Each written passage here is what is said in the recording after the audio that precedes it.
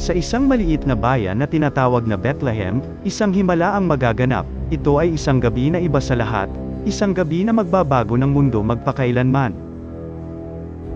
Sa loob ng isang simpleng sabsaban, natagpuan nina Maria at Jose ang kanilang tahanan.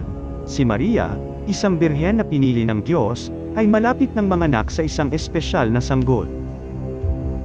Jose, malapit ng oras. Ang ating sanggol ay ipapanganak na ngayong gabi. Oo, Maria. Maganda tayo para sa biyayang ito.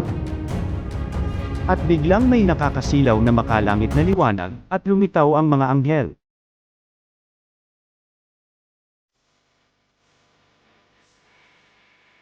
Ang kampana'y tuluyan ng gigising upang tayong lahat ay manalangin. Sorry, joke lang, ito na talaga, at may isang anghel na umawit ng may kaaya-ayang tinig ng kasiyahan at pag-asa, na kapag narinig ng sinuman ay talagang mabibighani, at sa hindi naman kalayuan, ay may mga pastol na nagbabantay sa kanilang mga tupa ang nakasaksi sa pangyayari na iyon. Papuri sa Diyos, papuri sa Diyos, papuri sa Diyos, sa kaligtasan. Huwag kayong matakot, sapagkat nagdadala ako ng mabuting balita para sa kaligtasan ng lahat ng tao.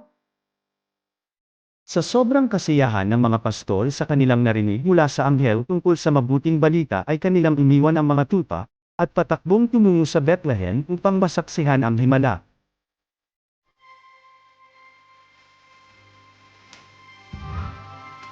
Ito nga, andito na siya.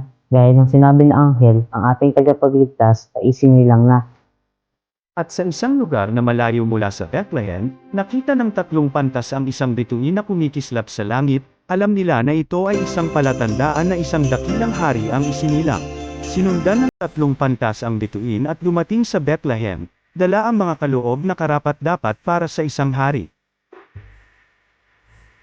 Ginto, isang simbolo ng kaharian para sa bagong isinilang na.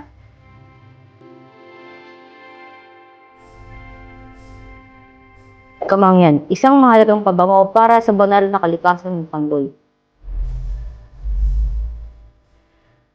Myra, isang simbolo ng sakripisyo para sa kinabukasan ng sanggol na ito.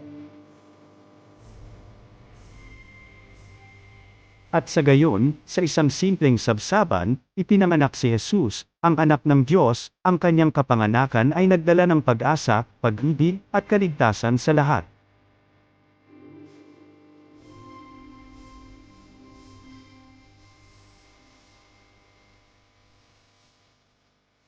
Naway sa gitna ng mga handaan at regalo, huwag nating kalimutan ang hinay na dahilan ng Pasko.